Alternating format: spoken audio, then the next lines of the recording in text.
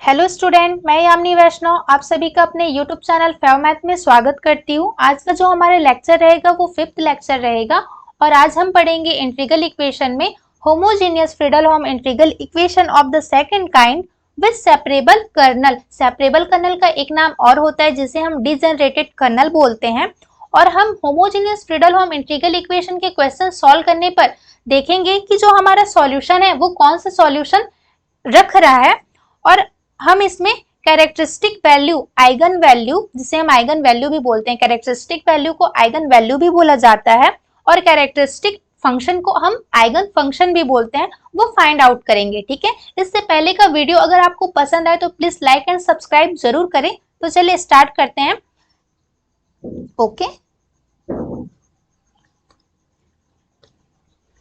तो स्टार्ट करने से पहले हम इसका डेफिनेशन देख लेते हैं। डेफिनेशन दिया हुआ है, consider a homogeneous Fredholm integral equation of the second kind. तो हमारा जो इंटीग्रल इक्वेशन है वो क्या है, y of x equals to lambda integration a to b k of x comma t yt dt। यहाँ पे आपका जो फंक्शन है f ऑफ x वो दिया नहीं है, इसमें जो f ऑफ x है वो क्या है, 0 है। जहां पे फंक्शन आपका 0 के बराबर हो जाता है वो क्या हो जाता है, होमोजेनियस टाइप हो जाता है। ठीक है, और यहाँ पे y of x, x variable का function y and t variable का फंक्शन y, ये लेफ्ट में भी दिख रहे हैं राइट में भी दिख रहे हैं, तो ये कौन सा काइंड हो जाएगा, हमारा सेकंड काइंड हो जाएगा। तो हम इसे बोलेंगे homogeneous Fredholm integral equation of the second kind. और यहाँ पे जो इंटीग्रेशन है इसकी अपर लिमिट क्या होनी चाहिए, फिक्स्ड होनी चाहिए। तो ये क्या कहलाएगा, फ्रीडल इंटीग्रल इक्वेशन कहलाएगा। ये पहचानने का तरीका होता है। अब नीचे लिखा हुआ है, देन फर्स्ट जो इक्वेशन फर्स्ट है has always the obvious solution y of x equals to 0।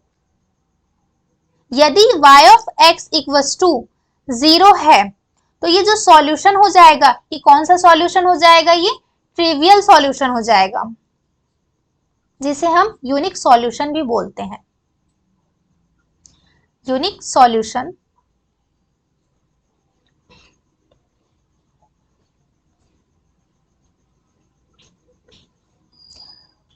इसे ही हम क्या बोलेंगे, जीरो सॉल्यूशन बोलेंगे। ठीक है, इसे ही हम क्या बोलेंगे, जीरो सॉल्यूशन बोलेंगे। यदि y of x not equals to 0 हुआ तो जो हमारा सॉल्यूशन होगा वो कौन सा सॉल्यूशन होगा, नॉन जीरो सॉल्यूशन होगा। नॉन जीरो सॉल्यूशन होगा, जिसे हम नॉन ट्रिवियल भी बोलते हैं, नॉन ट्रिवियल सॉल्यूशन। क्लियर है। तो इस इक्वेशन में अगर आपका x वेरिएबल का जो फंक्शन है y ऑफ x की वैल्यू अगर 0 रहेगी तो ये कौन सा सॉल्यूशन होगा, ये जीरो सॉल्यूशन होगा। और y of x not equals to 0 रहेगी इसकी वैल्यू, तो ये कौन सा सॉल्यूशन हो जाएगा, नॉन जीरो, जिसे हम नॉन ट्रिवियल सॉल्यूशन भी कहते हैं। क्लियर है। चलिए इसका रिमार्क देख लेते हैं। रिमार्क में क्या बोला गया है, the number lambda equals to 0, जो लैम्डा है वो क्या है, आइगन वैल्यू है। अगर आइगन वैल्यू 0 के बराबर है, मतलब जो लैम्डा है वो 0 है, ठीक है, जो आपको लैम्डा दिया हुआ है वो 0 है, तो is not an eigenvalue since for lambda equals to 0। अगर मैं इस इक्वेशन में लैम्डा की वैल्यू 0 रख दूं तो ये क्या हो जाएगा, पूरा 0 हो जाएगा। तो यहाँ से मुझे y of x equals to क्या मिलेगा, 0 मिल जाएगा। और यहाँ पे मुझे आइगन वैल्यू नहीं मिल पाएगी क्योंकि यहाँ से कौन सा सॉल्यूशन मिल जाएगा, मुझे जीरो सॉल्यूशन मिल जाएगा। ठीक है, तो इसमें यही बोला गया है कि अगर वो जीरो सॉल्यूशन रख रहा है तो वो कभी भी आइगन वैल्यू नहीं रखेगा। ओके,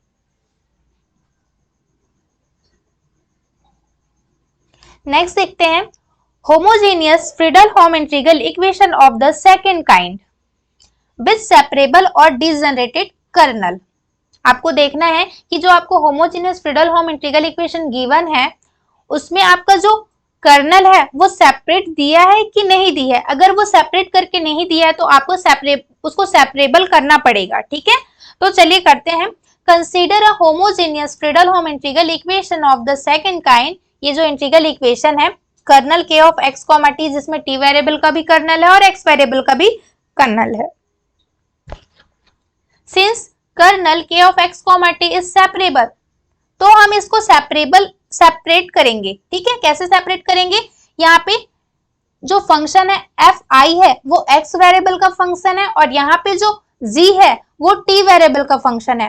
तो हमें पता है इंटीग्रेशन dt के रिस्पेक्ट में होता है, तो जो हमारा x वेरिएबल का फंक्शन है एफ आई, इसको हम क्या करेंगे? बाहर रखेंगे।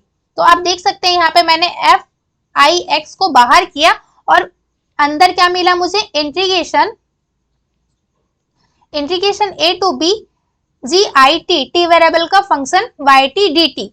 तो जब आपको इस तरह से इंटीग्रल इक्वेशन गिवन रहेगा, फ्रीडल-होम इंटीग्रल इक्वेशन, तो आप क्या करेंगे? जो x वेरिएबल का फंक्शन है उसे बाहर रखेंगे, इंटीग्रेशन के बाहर रखेंगे, और जो t वेरिएबल का फंक्शन है उसे इंटीग्रेशन के अंदर रखेंगे। वाई टी डी टी के रिस्पेक्ट में इसका क्या करेंगे?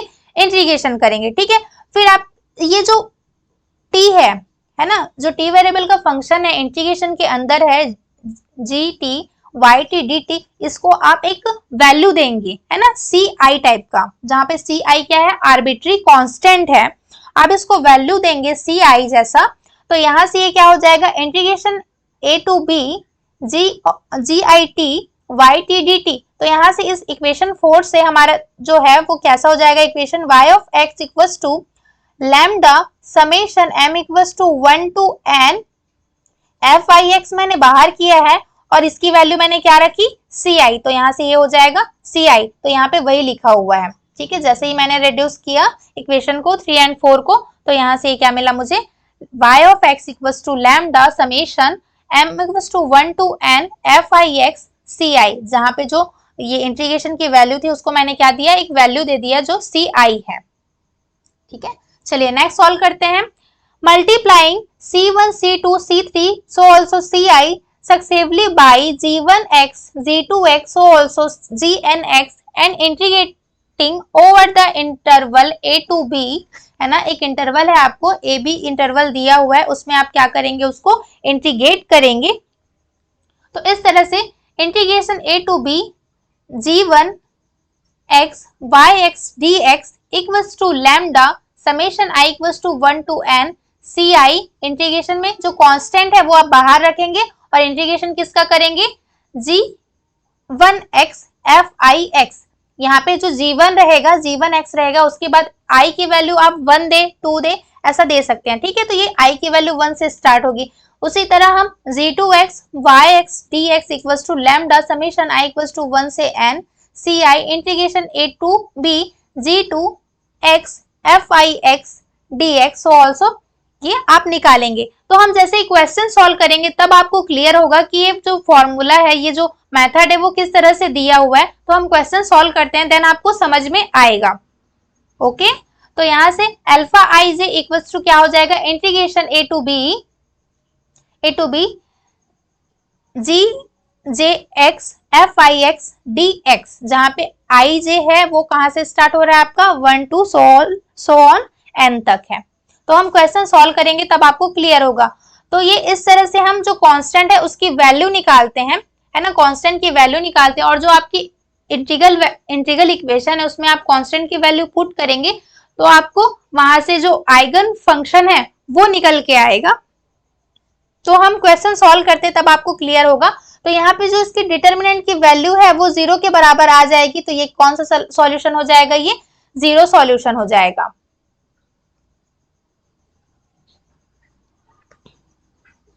यहाँ पे फर्स्ट दिया हुआ है कि if determinant d lambda not equals to 0, आपकी जो डिटर्मिनेंट की वैल्यू है वो 0 के बराबर नहीं आ रही है, the system of equation has only trivial solution. ठीक है, अगर आपका जो डिटर्मिनेंट की वैल्यू है नॉट इक्वल्स टू 0 आ रही है, तो जो आपका सिस्टम रहेगा वो कौन सा सॉल्यूशन रखेगा? हमेशा ट्रिवियल सॉल्यूशन रखेगा, जहां पे जो C1 C2 आर्बिट्री कांस्टेंट है वो किसके बराबर रहेगा? 0 के बराबर रहेगा। एंड हेंस आपका जो y ऑफ x है वो किसके बराबर हो जाएगा? 0 के बराबर हो जाएगा। ओके, सेकंड है, अगर आपका जो डिटर्मिनेंट है वो 0 के बराबर हुआ, अगर आपका डिटर्मिनेंट है वो अगर 0 के बराबर आ रहा है तो जो आपका सिस्टम है, इक्वेशन है, वो कौन सा सॉल्यूशन देगा? इनफाइनाइटली मैनी सॉल्यूशन देगा। क्लियर है? इनफाइनाइटली मैनी सॉल्यूशन देगा। तो eigen value of lambda which d lambda equals to 0 is called eigen value and only non trivial solution of corresponding eigen function. तो जहां पे आपका जो डिटर्मिनेंट है वो 0 हो गया तो आपका सिस्टम तो इनफाइनाइटली मैनी सॉल्यूशन देगा। जहां पे वो इनफाइनाइटली मैनी सॉल्यूशन देगा वहां पे आपको आइगन वैल्यू मिलेगी और उस आइगन वैल्यू से आप आइगन फंक्शन निकालेंगे। क्लियर है? तो हम क्वेश्चन सॉल्व करते हैं तो आपको अच्छे से क्लियर हो जाएगा। तो आप हमेशा ध्यान रखिएगा, जो फर्स्ट है अगर डिटर्मिनेंट नॉट इक्वल टू 0 रहा तो हमेशा कौन सा सॉल्यूशन देगा? वो ट्रिवियल सॉल्यूशन देगा, जहां पे आपकी जो कांस्टेंट की वैल्यू है वो 0 के बराबर हो जाएगी और यहाँ से जो आपका y ऑफ x है वो किसके बराबर हो जाएगा? 0 के बराबर हो जाएगा। यहाँ पे आपको कोई भी आइगन वैल्यू नहीं मिलेगी। सेकंड, अगर आपकी डिटर्मिनेंट की वैल्यू 0 मिल रही है तो ये हमेशा कौन सा सॉल्यूशन रखेगा? इनफाइनाइटली मैनी सॉल्यूशन रखेगा और यहाँ पे आपको आइगन वैल्यू की जो आइगन वैल्यू है वो मिल जाएगी और उसके करस्पॉन्डिंग आपको आइगन फंक्शन मिल जाएगा। क्लियर है? तो हम क्वेश्चन सॉल्व करते हैं, देन आपको अच्छे से क्लियर हो जाएगा। फर्स्ट क्वेश्चन है हमारा y of x equals to 1/2 integration 0 to pi sin x y of t dt ये दिया हुआ है। हम इसको सॉल्व करेंगे तो आप देख सकते हैं ये फ्रीडल-होम इंटीग्रल इक्वेशन है, होमोजीनियस सेकंड काइंड है ना, होमोजीनियस भी है और सेकंड काइंड भी है ये। तो इसको हम सॉल्व कर लेते हैं। तो जैसे कि मैंने बताया y of x equals to 1/2 sine x, मैंने क्या बोला था? यहाँ पे जो फंक्शन है x वेरिएबल का फंक्शन है क्या है? साइन x है, yt dt। ठीक है, तो जो x वेरिएबल का फंक्शन है उसे मैं इंटीग्रेशन के बाहर रखूंगी तो यहाँ पे मैं क्या करूंगी? साइन x करूंगी। फिर integration 0 to pi yt dt। Okay, तो यहां से मैंने क्या किया? जैसे मैंने बताया था मेथड में कि हम जो x वेरिएबल का फंक्शन है उसे मैं बाहर रखूंगी, फिर क्या करूंगी? इंटीग्रेशन करूंगी 0 टू पाई yt dt और यहाँ पे जो इंटीग्रेशन की वैल्यू जो है उसे मैं किसके बराबर दूंगी? एक कांस्टेंट के बराबर दूंगी। ठीक है, तो यहां से y of x equals to 1/2 sine x और इसे मैंने क्या ले लिया? C1 कांस्टेंट ले लिया, आर्बिट्ररी कांस्टेंट ले लिया मैंने C1। और C1 मैंने क्या लिया? एक बार देखिए, C1 की वैल्यू है 0 to pi yt dt। Okay, तो यहां से जो yt की वैल्यू हमें कहां से मिलेगी? यहीं से मिलेगी। जो yx है ना, यहीं से मिलेगी yt की वैल्यू। जहां पे x है वहां पे आप क्या रखेंगे? t रखेंगे। तो ये हो जाएगा y of t equals to 1/2 sine t C1 multiply में है। तो यहाँ पे हम रख देते हैं वैल्यू 0 टू पाई, इस कांस्टेंट की वैल्यू निकालनी है ना सबसे पहले।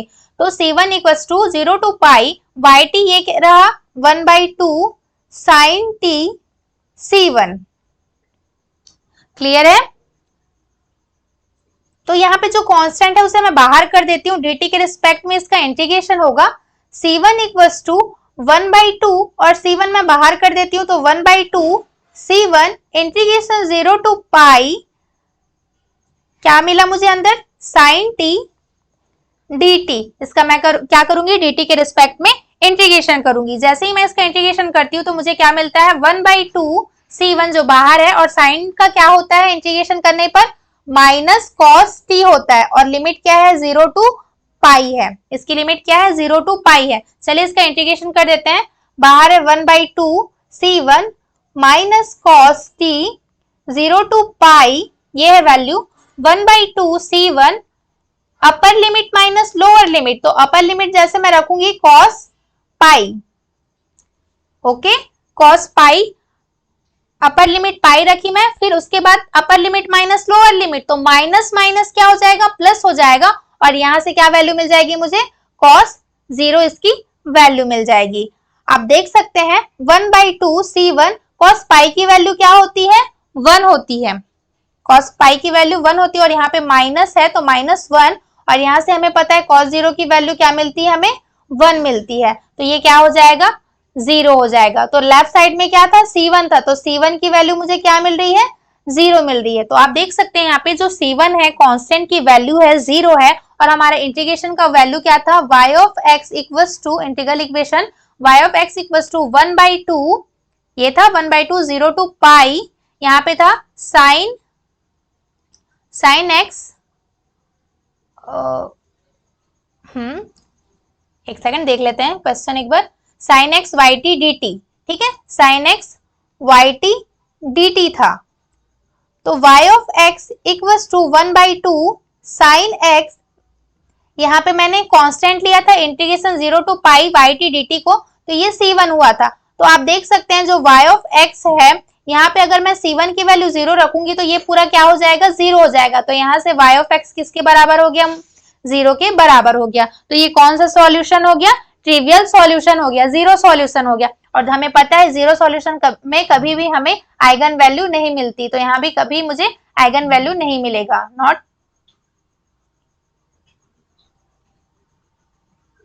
वैल्यू। तो ये कभी भी आइगन वैल्यू नहीं रखेगा क्योंकि इसके पास ट्रिवियल सॉल्यूशन है। सेकंड क्वेश्चन देख लेते हैं, एक सेकंड, सेकंड क्वेश्चन पढ़िए, क्या है second question.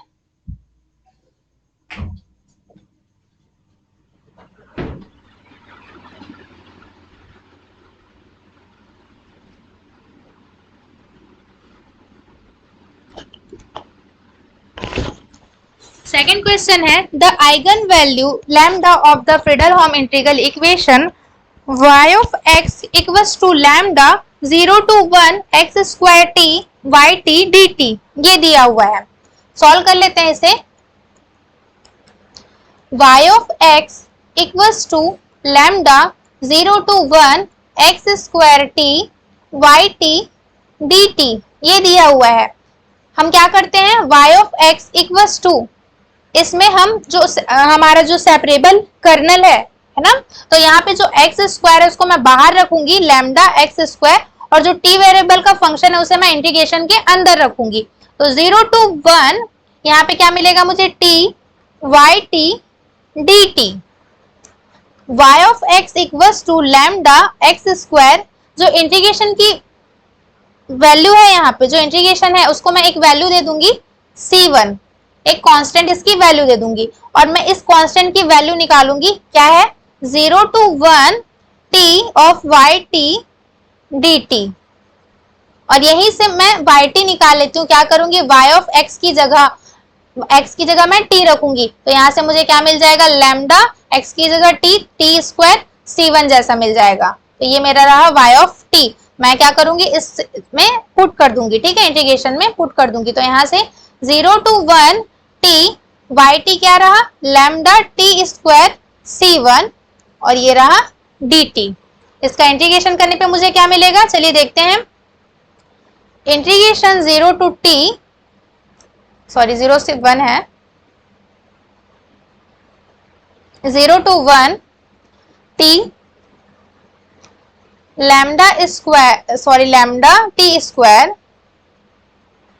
Lambda t square C1 dt के रिस्पेक्ट में इसका क्या होगा, इंटीग्रेशन होगा।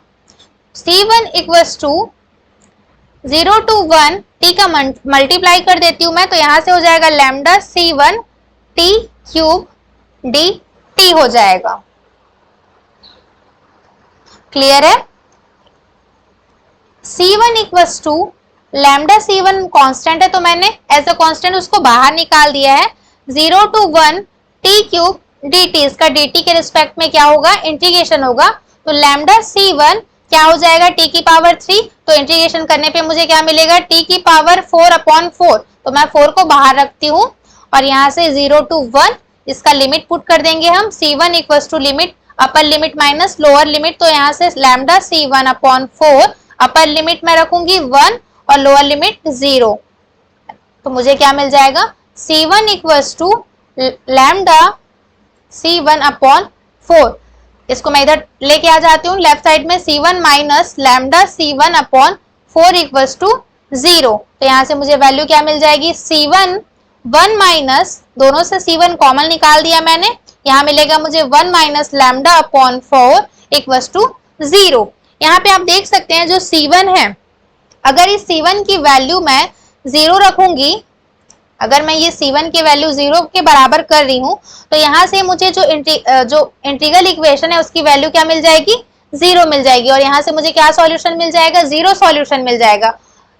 यदि मेरा C1 नॉट इक्वल टू 0 रहा है ना, अगर मेरा ये हो जाएगा solution, trivial solution, C1 not equal to 0 रहा तो C1 की वैल्यू तो 0 नहीं हुई, तो ये किसकी वैल्यू जो 0 हो जाएगी, 1 माइनस लैम्डा बाई 4 की वैल्यू 0 के बराबर हो जाएगी। तो यहाँ से ये क्या हो जाएगा, लैम्डा बाई 4 इक्वल टू 1, तो लैम्डा की वैल्यू क्या मिल जाएगी, मुझे 4 मिल जाएगी। तो यहाँ से मुझे आइगन वैल्यू क्या मिल गया, 4 मिल गया। तो इसका जो सॉल्यूशन होगा आइगन फंक्शन वो क्या निकलेगा, y of x equal to, question देख लेती हूँ एक बार मैं, क्वेश्चन है y of x equal to lambda, lambda की वैल्यू क्या हो जाएगी, लैम्डा की वैल्यू 4 है, 0 to 1 x square t y t dt, ये हमारा क्या हो गया, इसके रिस्पेक्ट में आइगन फंक्शन हो जाएगा ये। तो यहाँ से ये हमारा कौन सा सॉल्यूशन हो जाएगा, नॉन ट्रिवियल सॉल्यूशन हो जाएगा, क्योंकि हमें यहाँ पे आइगन वैल्यू मिल गई है C1 नॉट इक्वल टू 0 होने पे। ठीक है, अगर C1 हमारा 0 हो जाएगा तो ये कौन सा सॉल्यूशन हो जाएगा, 0 सॉल्यूशन हो जाएगा, ट्रिवियल सॉल्यूशन हो जाएगा। क्लियर है। नेक्स्ट क्वेश्चन देखते हैं, solve the homogeneous Friedel-home integral equation.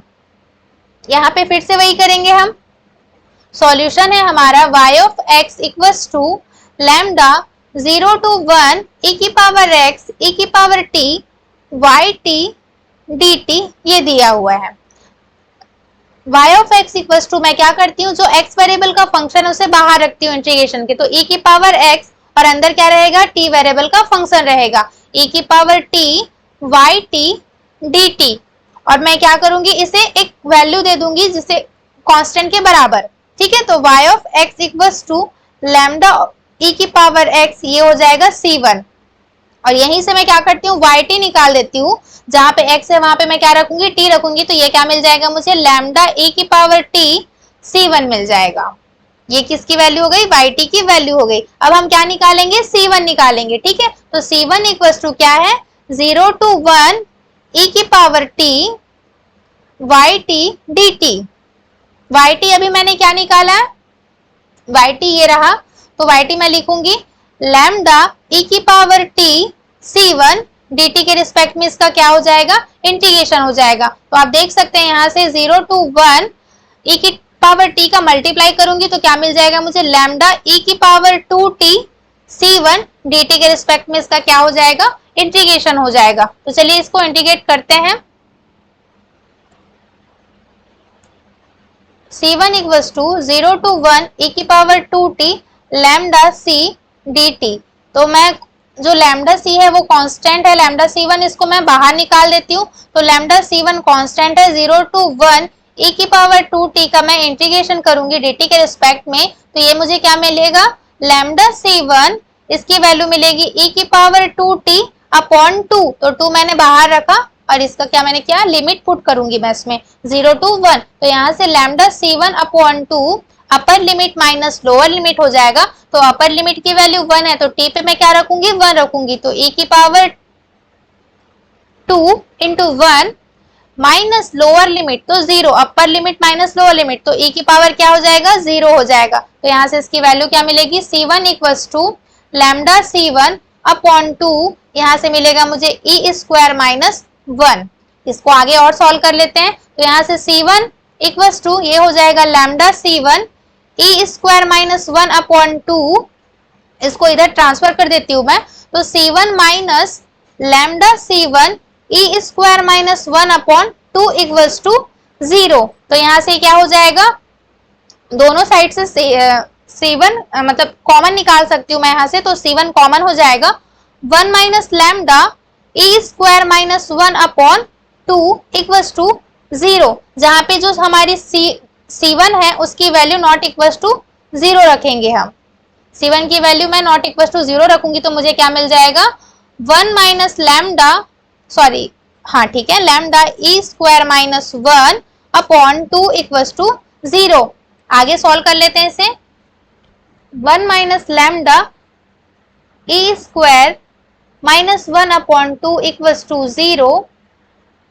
तो 1 equals to lambda e square minus 1/2 ऐसा हो गया, इधर ट्रांसफर कर दी minus lambda e square minus 1/2 को, तो ये पॉजिटिव हो गया और मुझे यहाँ से क्या निकालना है, लैम्डा की वैल्यू निकालनी, तो मैं इसको इधर ट्रांसफर कर दूंगी, तो मुझे क्या मिल जाएगा 2 e square minus 1 equals to lambda. तो मुझे लैम्डा की वैल्यू क्या मिल गई, लैम्डा की वैल्यू मुझे मिली 2 ई स्क्वायर माइनस 1। हमारा सॉल्यूशन इंटीग्रल इक्वेशन क्या था, y of x equals to lambda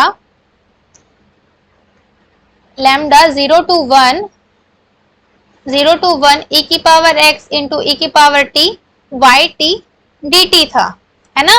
तो यहाँ पे ये हो जाएगा लैम्डा e की पावर x और ये c1 था, है ना, ये c1 था, तो c1 हमारा नॉट इक्वल्स टू 0 है, तो यहाँ से मैं लिखूंगी c1 और लैम्डा की वैल्यू क्या हो जाएगी हमारी, ये लैम्डा की वैल्यू हो जाएगी यहाँ से 2/e स्क्वायर माइनस 1। तो यहाँ से ये वैल्यू मिला मुझे y of x equals to 2/e square minus 1 e की पावर x इंटू c1।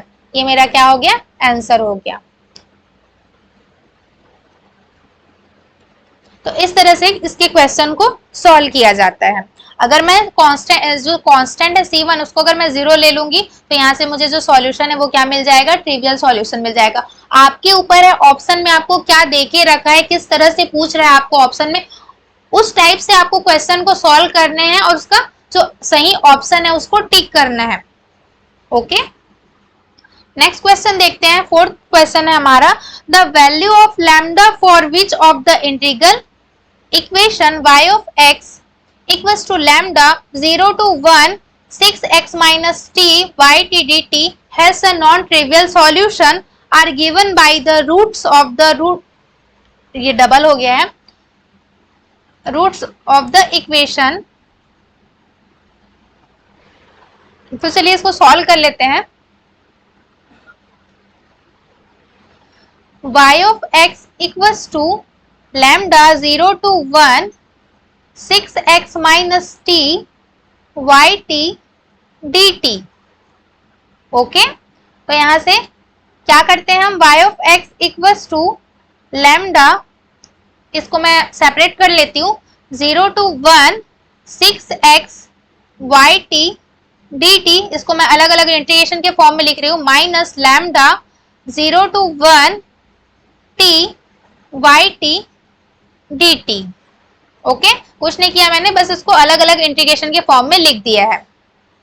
तो यहां से ये हो जाएगा लैम्डा, मैंने 6x को बाहर निकाल दिया क्योंकि वो x वेरिएबल का फंक्शन है और कांस्टेंट के साथ है, तो 6 लैम्डा x बाहर हो जाएगा। अंदर क्या मिलेगा मुझे value, 0 to 1 yt dt minus यहाँ से क्या होगा, lambda 0 to 1 t yt dt, क्योंकि t वेरिएबल का फंक्शन है उसको मैं इंटीग्रेशन के अंदर ही रखूंगी, ठीक है, क्योंकि उसमें x नहीं दिया हुआ है इसलिए हम उसमें कुछ भी नहीं कर रहे हैं। अब यहाँ पे क्या हो जाएगा, 6 लैम्डा x, इसको मैं क्या करूंगी, एक कांस्टेंट वैल्यू दूंगी c1, ओके, माइनस लैम्डा, इसको मैं क्या दूंगी c2, एक कांस्टेंट वैल्यू c2 दूंगी। तो यहाँ से मुझे क्या मिलेगा, 6 lambda x c1 minus lambda c2, ये किसकी वैल्यू हो जाएगी, y ऑफ x की, और मुझे यहाँ से yt निकालना पड़ेगा, तो yt, तो जहां पे x है वहां पे क्या रखूंगी मैं, t रखूंगी, तो ये मिलेगा मुझे 6 lambda t c1 minus lambda c2। अब हम क्या करेंगे, कांस्टेंट निकालेंगे, c1 और c2 निकालेंगे, तो चलिए निकाल लेते हैं c1। तो c1 इक्वल्स टू क्या c1 क्या था हमारा, c1 था 0 to 1 yt dt, 0 to 1 yt dt था, तो yt अभी हमने निकाला है, तो yt क्या आया हमारा, 0 to 1 yt देख लीजिए, 6 lambda t c1, 6 lambda t c1 minus lambda c2, और dt के रिस्पेक्ट में इसका क्या होगा, इंटीग्रेशन होगा। ओके,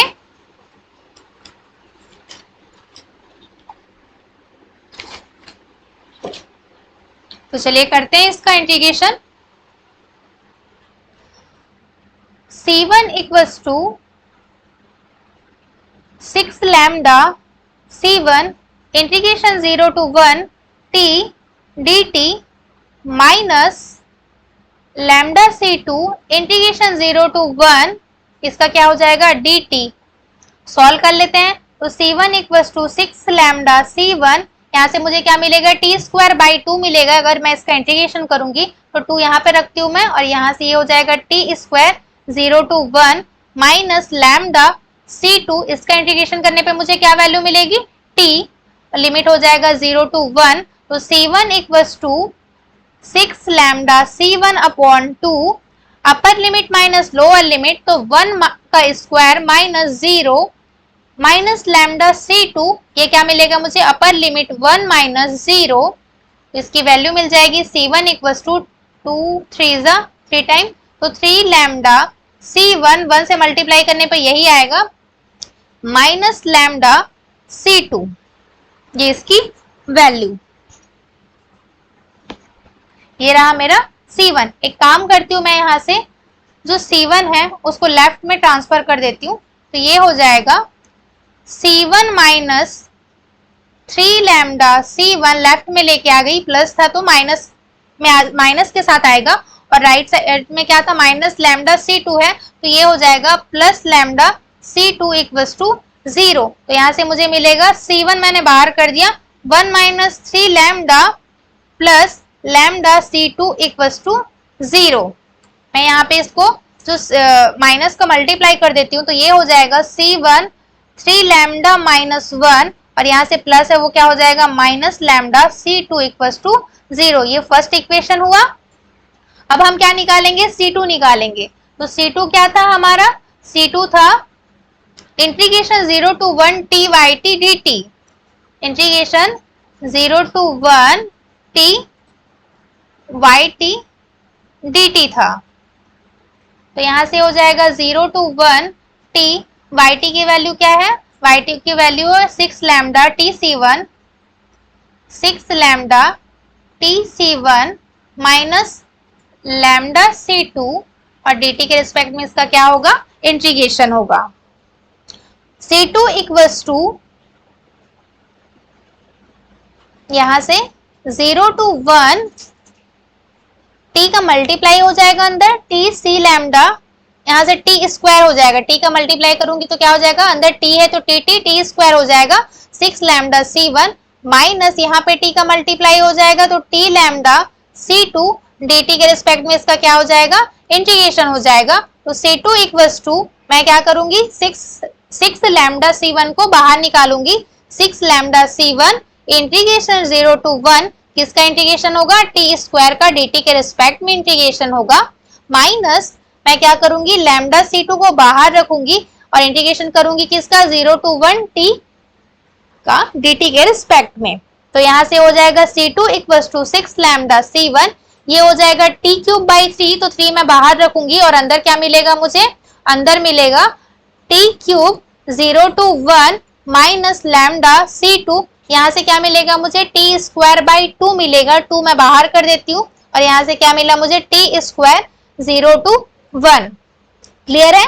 तो C2 equals to 2 time cut जाएगा ये, तो यहाँ से मिलेगा मुझे 2 लैम्डा C1 और ये हो जाएगा अपर limit minus lower limit 1 minus 0 minus lambda C2 upon 2, और यहाँ से मिलेगा मुझे अपर limit minus lower limit, t की जगह वैल्यू पुट कर देती हूँ 1 माइनस 0 हो जाएगा, ये 1 स्क्वायर 1 ही होता है। आगे सॉल्व करते हैं इसको, तो आगे सॉल्व करने पर मुझे इसकी वैल्यू क्या मिल जाएगी, इसकी वैल्यू मिल जाएगी मुझे C2 equals to 2 lambda C1 का मल्टीप्लाई 1 के साथ होगा, तो 2 लैम्डा C1 माइनस यहाँ से हो जाएगा लैम्डा C2 अपॉन 2 का मल्टीप्लाई 1 के साथ, तो यहाँ से लैम्डा C2 अपॉन 2 ये हो जाएगा। ठीक है, तो मैं 2 को एलसीएम लेके उधर मल्टीप्लाई कर देती हूँ, तो यहाँ से एलसीएम लूंगी 2 का, तो ये क्या हो जाएगा, ये हो जाएगा 4 lambda C1 minus lambda C2 upon 2, और यहाँ पे क्या है C2 है, 2 को डिवाइड में है तो मैं मल्टीप्लाई में लेके आ जाती हूँ, तो यहाँ से हो जाएगा 2C2 equals to 4 lambda C1 minus lambda C2 हो जाएगा ये, और यहाँ से जो C2 है तो ये जो माइनस लैम्डा C2 इधर ट्रांसफर कर देती हूँ, तो 2C2 माइनस है वो प्लस में आ जाएगा लैम्डा C2, और इधर से ये -4 लैम्डा C1 इक्वल्स टू 0। यहाँ से मैं क्या करूंगी, C2 को बाहर लूंगी, तो 2 प्लस लैम्डा हो जाएगा -4 लैम्डा C1 इक्वल्स टू 0। ये क्या हो जाएगा, मेरा सेकंड इक्वेशन हो जाएगा। क्लियर है? तो यहाँ यहीं पे मैं फर्स्ट इक्वेशन भी लिख लेती हूँ। तो फर्स्ट इक्वेशन क्या निकाले थे हम, फर्स्ट इक्वेशन निकला था हमारा ये रहा C1 3 लैम्डा -1, C1 3 लैम्डा -1, और यहाँ पे मिला था मुझे minus lambda C2 equals to 0। ये मेरा फर्स्ट इक्वेशन था। क्लियर है? ये मेरा फर्स्ट इक्वेशन था। तो मैं क्या करूंगी, इसे डिटर्मिनेंट के फॉर्म में लिखूंगी, डी लैम्डा इक्वल्स टू, इसे मैं डिटर्मिनेंट के फॉर्म में लिखूंगी। तो ये जो हमारा C1 है, फर्स्ट इक्वेशन देखिए क्या है, 3 लैम्डा C1 के साथ ये रहा, तो मैं इसको लिखूंगी 3 लैम्डा -1, फिर C2 क्या है मेरा, C2 है मेरा माइनस लैम्डा, फिर यहाँ पे देखिए इधर C1 क्या है, -4 लैम्डा है, C1 के साथ है ना, C1 के साथ है, तो इसमें C1 C2 फिर C2 क्या है मेरा 2 प्लस लैम्डा है। क्लियर है? अब जैसे हम डिटर्मिनेंट सॉल्व करते हैं मैट्रिक्स में, वैसे ही करेंगे। तो यहाँ से ये क्या हो जाएगा, 3 लैम्डा -1, और ये हो जाएगा 2 प्लस लैम्डा, यहाँ पे माइनस होता है, माइनस माइनस प्लस हो जाएगा, ये माइनस तो रहेगा ही, तो यहाँ से मिल जाएगा मुझे 4 लैम्डा स्क्वायर इक्वल्स टू 0। तो ये हो गया आपका जो रूट है, रूट का इक्वेशन है, इस तरह से हो गया। ठीक है? तो आपको इस तरह से भी क्वेश्चन पूछा जाता है। क्लियर है? चलिए एक लास्ट क्वेश्चन और बचा हो, उसको हम सॉल्व कर लेते हैं। लास्ट क्वेश्चन को मैं दो तरीके से सॉल्व करूंगी। एक तो ये तरीका रहा, और एक है हमारा जो हम मेथड देख रहे थे बड़ा बड़ा कि वो किस तरह से सॉल्व हुआ है, तो हम उसको उससे देखेंगे। ठीक है? तो आप जितने भी इस टाइप की जो क्वेश्चन आते हैं फ्रीडलहॉम के, वो आप एक वैल्यू दे दीजिए, कांस्टेंट दे दीजिए, उससे आप सॉल्व कीजिए, वो बहुत आसानी से सॉल्व हो जाएगा। ठीक है? चलिए तो हम देखते हैं, फिफ्थ क्वेश्चन है हमारा, लास्ट रहेगा, तो इसको हम सॉल्व कर लेते हैं। अभी तक तो जैसे मैंने पढ़ाया आप वैसे ही सॉल्व कीजिए क्वेश्चन को। मैं इसको एक मेथड और है उससे सॉल्व करके बताती हूँ। तो वो मेथड क्या है आप देखिए, यहाँ पे वो मेथड है y of x equals to lambda 0 to 2 pi sine x plus t Y T D t. अब देख सकते हैं यहाँ पे जो हमारा साइन x वेरिएबल का फंक्शन है वो सेपरेबल नहीं हुआ है, तो सेपरेबल करने के लिए इसको हमें क्या करना पड़ेगा, साइन x प्लस टी का फॉर्मूला यूज करना पड़ेगा। तो क्या होता है sine x plus t, sine x plus t होता है sine x cos t plus cos x sine t Y T D t होता है। क्लियर है? तो यहां से y of x equals to lambda 0 to 2 pi sine x into cos t Y T D t plus integration 0 to 2 पाई, मैं इसको अलग करके लिखती हूँ, अलग अलग इंटीग्रेशन में लिखती हूँ ताकि ज्यादा अच्छे से हमारा जो कर्नल है वो सेपरेट हो सके। और यहां से ये रहेगा cos x into sine t Y T D t. Clear है? अब हम क्या करते थे, लैम्डा यहाँ पे जो x वेरिएबल है उसको इंटीग्रेशन से बाहर निकाल देते थे, तो यहाँ से ये हो जाएगा साइन x, और क्या मिलेगा मुझे 0 से 2 पाई, अंदर क्या मिलेगा cos t Y T D t plus यहां से आप देखिए क्या बाहर निकलेगा, कॉस x बाहर निकालेंगे, लैम्डा इधर भी मल्टीप्लाई होगा ना क्योंकि ये पूरा एक है, तो यहां से हो जाएगा लैम्डा कॉस x इंटीग्रेशन 0 से 2 pi sine t Y T D t. अब हम क्या करते थे, इसको कांस्टेंट मानते थे, है ना, ये वाला जो अंदर इंटीग्रेशन के अंदर है उसको हम कांस्टेंट मानते थे। अब इसमें मैं क्या करूंगी, आप देख सकते हैं यहाँ पे, एक सेकेंड,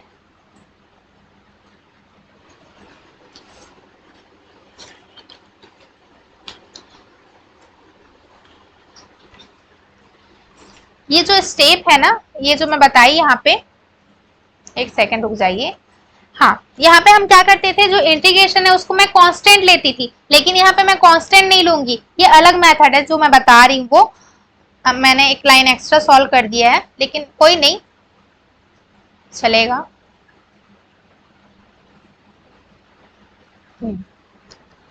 ये रहा।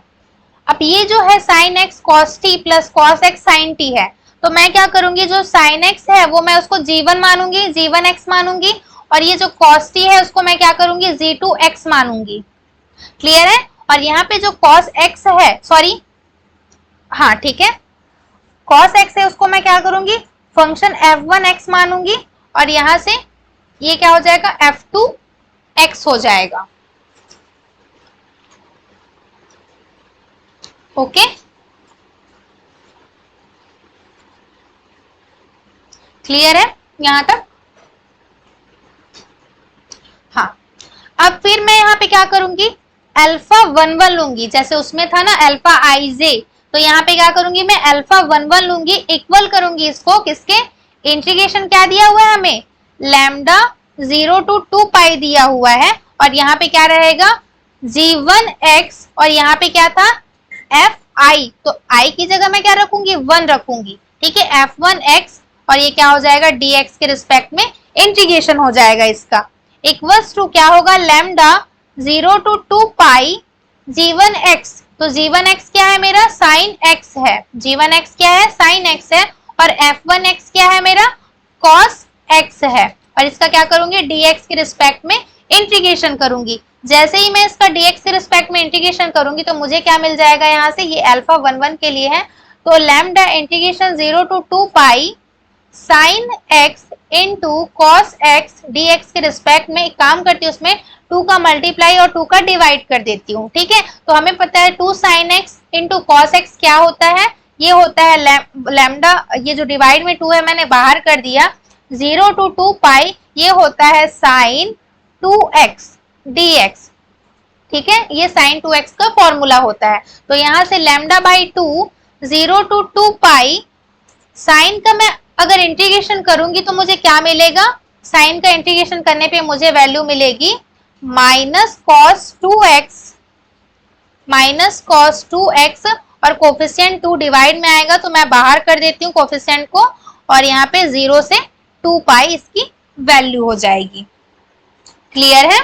तो चलिए सॉल्व कर लेते हैं इसको। तो यहाँ से क्या मिला मुझे, लैम्डा बाई 4 मिला, और इसकी value minus cos 2x, x की जगह मैं क्या रखूंगी, अपर लिमिट रखूंगी 2 पाई, तो ये हो जाएगा cos 4 पाई, और यहाँ से माइनस माइनस अपर limit minus lower limit plus हो जाएगा, और यहाँ पे क्या मिलेगा मुझे, cos लोअर लिमिट क्या है 0, तो यहाँ से cos 0 मिलेगी मुझे। तो आप देख सकते हैं लैम्डा बाई 4 ये क्या हो जाएगा, माइनस cos 4 पाई, तो इसकी वैल्यू क्या होती है, cos 4 पाई की वैल्यू 1 होती है, तो यहाँ से ये मिलेगा -1 प्लस cos 0 की वैल्यू क्या होती है, 1 होती है, तो आप देख सकते हैं इसकी वैल्यू मुझे क्या मिली, 0 मिली, तो अल्फा 1 1 की वैल्यू क्या मिलेगी, 0 मिलेगी। जैसे ही अल्फा 1 1 आपको मिलता है तो हम इसको क्या लिखते हैं, 1 माइनस लैम्डा, और अभी आपने क्या निकाला है इसको 0, तो ये क्या हो जाएगा, एक सेकेंड, इसको हम ऐसा लिखेंगे 1 माइनस लैम्डा, तो लैम्डा 1 1 करके, तो ये क्या मिला है आपको, 0 मिला, तो ये हो जाएगा 1 माइनस 0, तो ये इसकी वैल्यू क्या हो जाएगी, 1 हो जाएगी। ठीक है, इस तरह से होता है ना, याद है कि नहीं, बता रही मैं, ये 1 माइनस लैम्डा 1 1, यहाँ पे लैम्डा 1 2 माइनस लैम्डा 2 1, और यहाँ पे 1 माइनस लैम्डा 2 2 ऐसा होता है, तो हम इसी तरह से निकालेंगे। ठीक है, तो 1 माइनस लैम्डा 1 1, और इधर भी 1 माइनस लैम्डा 2 2, और यहाँ पे माइनस लैम्डा के साथ 1 2, और यहाँ पे माइनस लैम्डा के साथ 2 1 रहेगा। अब हमने अल्फा 1 1 निकाल लिया, अब हम क्या निकालेंगे, अल्फा 1 2 निकालेंगे। ओके, तो हम क्या निकालेंगे, अल्फा 1 2 निकाल लेते हैं, तो ये क्या हो जाएगा, लैम्डा 0 से 2 पाई, और क्या मिलेगा मुझे, अल्फा 1 2, तो अल्फा 1 2 है तो g1x इंटू ये क्या हो जाएगा, 2x dx के रिस्पेक्ट में इसका क्या होगा, इंटीग्रेशन होगा। तो यहाँ से आप देख सकते हैं लैम्डा 0 से 2 पाई g1x, तो g1x क्या है, g1x है sin x और f2x क्या है sin t, लेकिन x वेरिएबल के लिए बोला है तो ये sin t क्या हो जाएगा, sin x हो जाएगा। ओके, तो यहाँ से g1x है आपका sin x और f2x भी क्या है, sin x है, तो यहाँ से ये हो जाएगा sin स्क्वायर x हो जाएगा और dx के रिस्पेक्ट में इसका क्या होगा, इंटीग्रेशन होगा। तो मुझे क्या मिलेगा, लैम्डा इंटीग्रेशन 0 से 2 पाई साइन स्क्वायर x का क्या होता है 1 माइनस कॉस 2x अपॉन 2 और dx के रिस्पेक्ट में इसका क्या होगा, इंटीग्रेशन होगा। तो मैं 1/2 बाहर कर देती हूँ, तो लैम्डा बाई 2 इंटीग्रेशन 0 से 2 पाई और ये हो जाएगा 1 माइनस कॉस 2x, dx के रिस्पेक्ट में इसका क्या होगा, इंटीग्रेशन होगा। तो हम करते हैं लैम्डा बाई 2, ये मिलेगा मुझे 1 का अगर मैं इंटीग्रेशन करूंगी तो मुझे क्या मिलेगा, t मिलेगा, माइनस कॉस 2x का करूंगी, कॉस 2x का क्या होता है साइन 2x अपॉन 2, कोफिशिएंट नीचे आ जाएगा 0 से 2 पाई हो जाएगा। तो यहाँ पे अल्फा 1/2 अल्फा 1 2 इक्वल्स टू मुझे मिलेगा लैम्डा बाई 2, ये क्या हो जाएगा, अपर लिमिट माइनस लोअर लिमिट, ठीक है। तो अपर लिमिट क्या है 2 पाई है, तो यहाँ पे क्या हो जाएगा, t की जगह 2 पाई हो जाएगा, माइनस मैं अपर लिमिट ही रखूंगी पहले, तो upper limit minus lower limit, तो t में मैंने अपर लिमिट रखा 2 पाई रखा, फिर माइनस इसमें रखूंगी तो ये हो जाएगा साइन 4 पाई अपॉन 2, फिर लोअर लिमिट रखूंगी तो ये भी 0 हो जाएगा, माइनस माइनस प्लस ये भी 0 हो जाएगा। तो ये क्या मिलेगा मुझे, लैम्डा बाई 2, यहाँ से क्या वैल्यू मिल जाएगी 2 पाई, और हमें पता है साइन 4 पाई की वैल्यू क्या होती है, 0 होती है। तो यहाँ से क्या वैल्यू मिली मुझे, लैम्डा बाई 2 इंटू 2 पाई, 2 से 2 कैंसिल हो जाएगा, तो यहाँ से वैल्यू मुझे क्या मिल जाएगी, लैम्डा पाई, ठीक है। तो हम क्या करेंगे, इसमें माइनस कर देंगे, ठीक है, यहाँ पे माइनस लगा देंगे, तो ये हो जाएगा क्या मेरा, माइनस लैम्डा पाई हो जाएगा। अब हम क्या निकालेंगे, अल्फा 1 2 निकल गया, अब हम अल्फा 2 1 निकालेंगे। तो अल्फा 2 1 जैसे मैं निकालूंगी तो ये क्या निकलेगा, alpha 2 1 equals to lambda 0 to 2 pi, ये हो जाएगा g2x इंटू f1x, ठीक है, ये 2 के लिए है और ये 1 के लिए है, और dx के रिस्पेक्ट में क्या होगा, इसका इंटीग्रेशन हो जाएगा, लैम्डा 0 से 2 पाई। आप देख सकते हैं आपका g2 और f1 क्या है, आपका जो g2 है वो cos x है और f1 क्या है आपका cos x है, ठीक है। तो दोनों cos x है, तो यहाँ से क्या हो जाएगा, cos स्क्वायर x dx के रिस्पेक्ट में इसका इंटीग्रेशन होगा। तो यहाँ से आप देखिए alpha 2 1 equals to lambda cos square x का क्या होता है फॉर्मूला, 0 से 2 पाई इसका फॉर्मूला होता है 1 प्लस cos 2x बाई 2, तो 2 को मैं बाहर कर देती हूँ और इसका मैं क्या करूंगी, dx के रिस्पेक्ट में इंटीग्रेशन करूंगी, तो मुझे वैल्यू क्या मिलेगा, लैम्डा बाई 2, टी का करूंगी इंटीग्रेशन तो मुझे मिलेगा t प्लस cos 2x का क्या होता है इंटीग्रेशन, cos का होता है साइन 2x अपॉन, यहाँ पे क्या मिल जाएगा मुझे 2, और लिमिट क्या है 0 से, एक सेकेंड,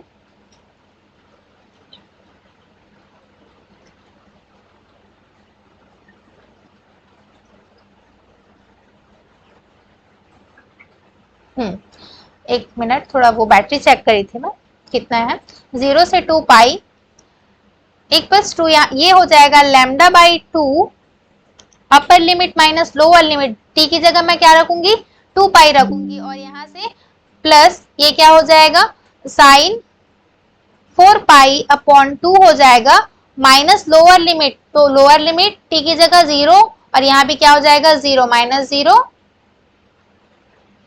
ये 0 हो जाएगा। तो मुझे क्या वैल्यू मिल जाएगी, हमें पता है साइन 4 पाई की वैल्यू 0 होती है, तो यहाँ से लैम्डा बाई 2 इंटू 2 पाई, 2 से 2 कैंसिल हुआ तो मुझे क्या मिला, लैम्डा पाई, माइनस के साथ लिखूंगी तो माइनस लैम्डा पाई हो गया। अब लास्ट एक बचा अल्फा 2 2, ठीक है, तो अल्फा 2 2 निकाल लेते हैं, तो ये क्या निकलेगा, अल्फा 2 2 0 से 2 पाई, ये हो जाएगा g2x इंटू f2x, dx के रिस्पेक्ट में इसका क्या होगा, इंटीग्रेशन होगा। तो लैम्डा 0 से 2 पाई, g2x क्या है हमारा,